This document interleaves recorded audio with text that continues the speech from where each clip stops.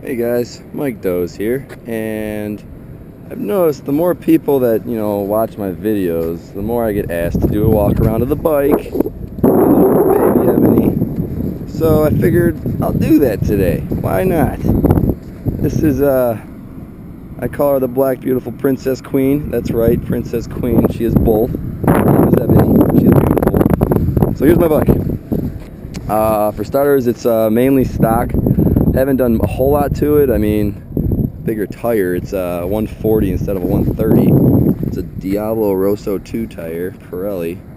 I actually have there was a nail in the damn tire right here. There's a nail in there that I plugged, and it seems I've checked the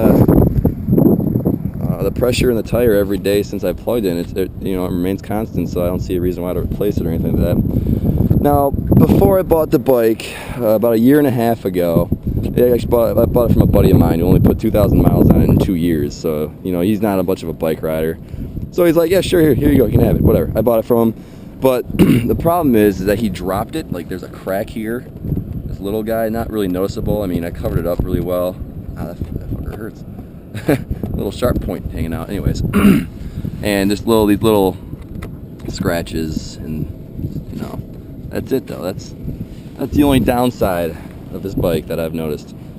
Yeah, but I guess he was coming up to a stop sign. He got to a full stop, but he let go of the clutch and it just kind of jumped and then just fell. So I mean, there was minimal damage. He brought it into a shop. He got the frame looked at. Everything's good. He replaced the signal for me. I'm thinking about doing something with this signal still. I'll show you actually the rear signals. I actually took the fender off completely. I cut it up. I just used a Dremel tool, cut it up, and I drilled holes here to make an LED strip inside there for my turn signals. Now, I actually put a tutorial on one of the forums I go on, and I'll show you just what it looks like. That's beautiful, isn't it? That is gorgeous. And it's easily seen. I mean, if I'm turning, you'll know it. So that's how both of them look. They're both beautiful. Look at the turn signals. It's like an Audi. No, but yeah, I mean, I did that. It took, maybe an hour. Little LED strip I got from AutoZone for like 20 bucks. Comes with 2 of them, 14 LEDs each. Plugged it up to the battery, put the signal in there, I actually spliced it with a turn signal. The stock turn signal is actually inside here in the fairing, because otherwise it doesn't flash, because the LED strip doesn't give it enough power, like to the battery. It doesn't use enough power, so the battery thinks that there's no light turning on pretty much, so it just keeps it on at all times. So I just kept the turn signals on there too, so it worked out well.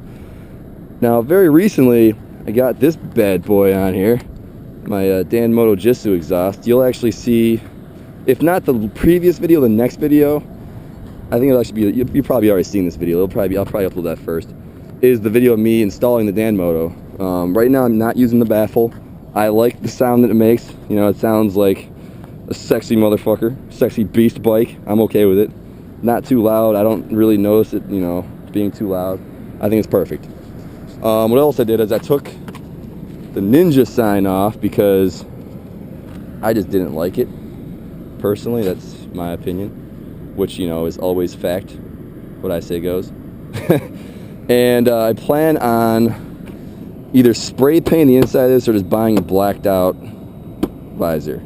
Because, let's be honest, I'm, like I said in the previous video, maybe 6 feet, 6'1", between there. And if I ever tuck, which I don't see a reason to really tuck on this bike, if I'm ever tucked, I'm not looking through the visor because I'm above the visor. There's no reason for it. So, I think that's about it. That's my girl.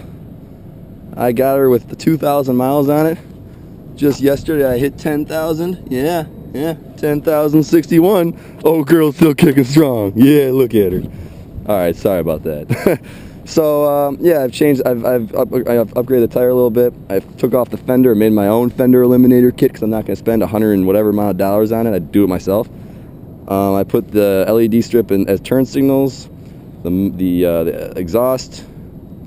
Now I want to do something, and the Ninja signs are off. I want to do something with these turn signals because I just don't like these at all. I want to do something with those. I'm thinking about like integrating turn signals up here like I did in the back. just on this side and maybe also on this side. That's kind of, you know, what I plan on doing eventually. And also I want to put some lights inside of it to, you know, show the guts at night. Maybe like put a little switch up here, drill a hole here.